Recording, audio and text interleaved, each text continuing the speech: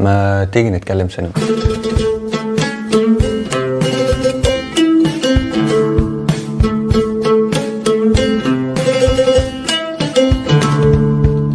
السكازيون اهو، اللي عايز يقول حاجة يقولها. طيب خلينا متفقين ان الفن شيء مهم ومؤثر في حياة الامم والشعوب، والدليل حضارات الامم اللي بنشوفها من خلال فنون مختلفة زي النحت والرسم وفنون الاداء.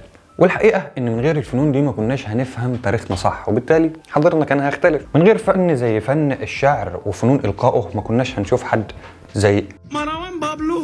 يلا يا رجل. من غير فنون الاداء والاناشيد الدينيه اللي كانت بتحصل في المهرجانات الدينيه ما كناش هنشوف اداءات تمثيليه زي اداء الباتشينو. Not to be immodest, Marianne and I got it on at about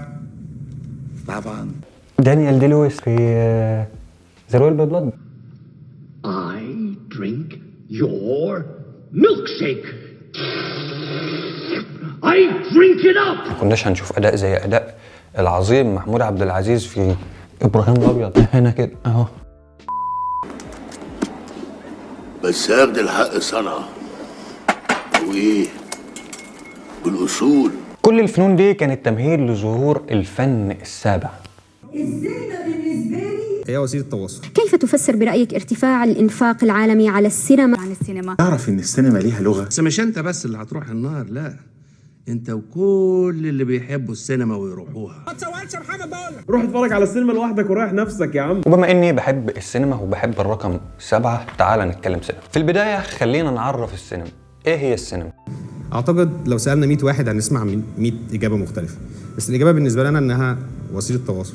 كريستوفر نولان بيقول الافلام عبارة عن وجهة نظر ذاتية، اللي بتحبه واللي ما بتحبوش. الكلام ده معناه ان السينما عبارة عن لغة تواصل، حوار بين الصانع والمتفرج. الصانع عنده وجهة نظر ذاتية بيعرضها للمتفرج او المشاهد اللي هو الجمهور، وبالتالي من الطبيعي انك تشوف وجهة نظر غير وجهة النظر اللي انت مؤمن بيها.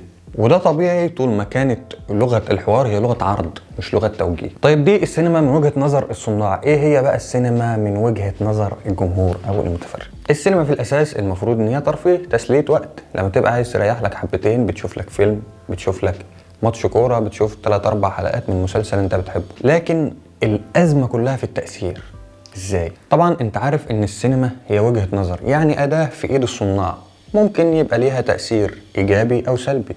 والسينما زي أي أداة تقدر توجهها بالطريقة اللي أنت شايفها صح، بطريقة بسيطة خالص، وهي زرع الصورة النمطية.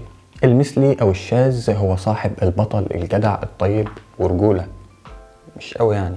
المحجبة مضطهدة وضعيفة الشخصية وضعيفة، والعكس ليس بالضرورة صحيح. لو شفنا جندي أمريكي يبقى أكيد راح حارب في أفغانستان أو في العراق وقتل له 3-4 إرهابيين من اللي بدقون وحاجات من دي. لو أنت دقنك طويلة يبقى أنت فهمت. الشاب اللي بيسكر وبيمارس الرياضة كل يوم هو شاب باد بوي، والبنت اللي بتسكر وتمارس الرياضة كل يوم هي هوز ميكس.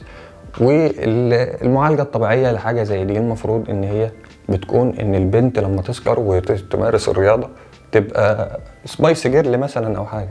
لكن من ناحية تانية بنشوف حاجات تانية تتعلمها من ثقافات ولغة وتاريخ، مواقف ممكن تتعلم منها قيم ودروس مستفادة علشان تقدر تستفيد بيها في حياتك أكتر. تجارب بشر ممكن تفيدك لو اتكتبت وتعمل لها المعالجة بالطريقة المحترمة. وبالتالي كل اللي قلت عليه تقدر تغيره لو انت اتعلمت ازاي تتكلم سينما. في السلسلة دي هنتكلم عن افلام ومشاهد وسينماتوجرافي واضاءة واخراج وكل ما له علاقة بالسينما، لكل حد بيحب السينما ومهتم انه يتعلم عن السينما او يدردش حوالين السينما. فتعال نتكلم سينما. السينما في الاساس المفروض ان هي ترفيه. بص انا همسح الفيديو ده ومش هحط شغال تاني.